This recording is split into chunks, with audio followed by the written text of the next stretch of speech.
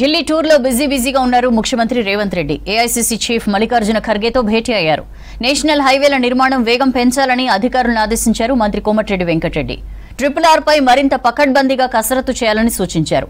Palm oil సాగు విస్తరణపై ప్రభుత్వం ప్రత్యేక దృష్టి పెట్టిందన్నారు మంత్రి తుమ్మల నాగేశ్వరరావు.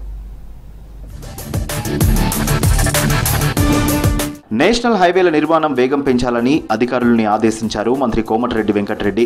రాష్ట్రానికి రహదారులు జీవనాడులన్నారు. గత సర్కారు నిర్లక్ష్యంతో 3 ఏళ్ల కింద కేంద్రం నుంచి అతి తక్కువ నిధులు వచ్చాయని చెప్పారు. జాతీయ రహదారుల నిర్మాణాలపై న్యాక్లో అధికారులతో రివ్యూ నిర్వహించారు మంత్రి కోమటిరెడ్డి వెంకటరెడ్డి. RRR పై మరింత పకడ్బందీగా కసరత్తు చేయాలని సూచించారు. వచ్చే నెలలో కొత్త టెండర్లు పిలిచి సెప్టెంబర్లో పనులు ప్రారంభించేలా ప్రణాళికలు రూపొందించామని చెప్పారు.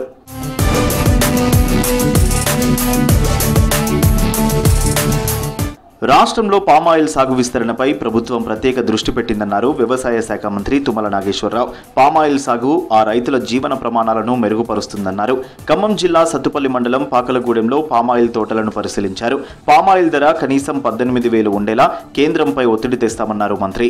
ఈ పంటకి 8 సంవత్సరాల వరకు కూడా డిమాండ్ తగ్గే అవకాశం లేదు. కాబట్టి రైతులు నిర్భయంగా నిస్సంకోచంగా ఈ పంటను పండించుకోవచ్చు. ఇప్పుడు రైతుల యొక్క అందరి కోరిక ఏంటంటే కనీసం 15,000కి తగ్గకుండా మీరు చూడగలిగితే కొత్తగూడెం జిల్లా రేపు పామాయిల్ హబ్ చేయాలని ఇప్పటికే 2 ఫ్యాక్టరీలు కట్టుకున్నాం. క్రాప్ డైవర్సిఫికేషన్, ఇతర పంటల నుంచి పామాయిల్ పంటకి రైతులు మార్చాలి.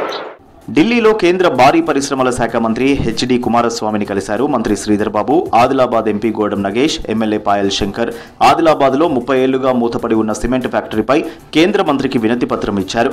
ఆదిలాబాద్ జిల్లాను అభివృద్ధి చేసి యువతకు ఉద్యోగ ఉపాధి అవకాశాలు కల్పించాలని విజ్ఞప్తి చేశారు. వారి విన్నపాలపై సానుకూలంగా స్పందించారు కేంద్ర మంత్రి. సిమెంట్ కార్పొరేషన్ ఆఫ్ ఇండియాకు సంబంధించిన సంస్థ ద్వారా చాలా సంవత్సరాల నుంచి మూసివేయబడ్డ ఈ పరిశ్రమను తిరిగి పునఃప్రారంభం చేయాలని వారిని కోరటం జరిగింది.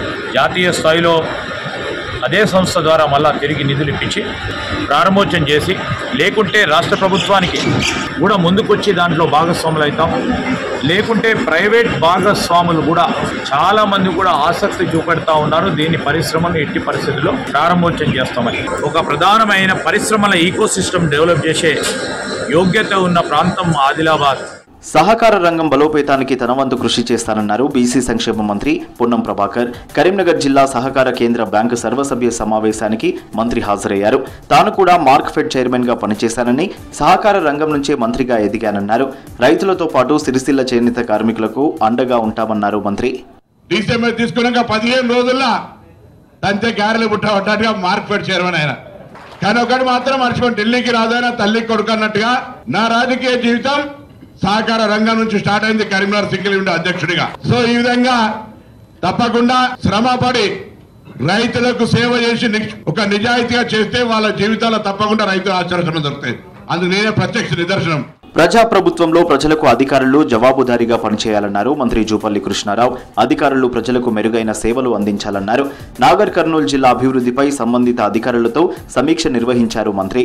సమాచార హక్కు చట్టంతో పని లేకుండానే ప్రతి ఒక్కరికి కావాల్సిన సమాచారాన్ని అందించాలన్నారు జూపల్లి.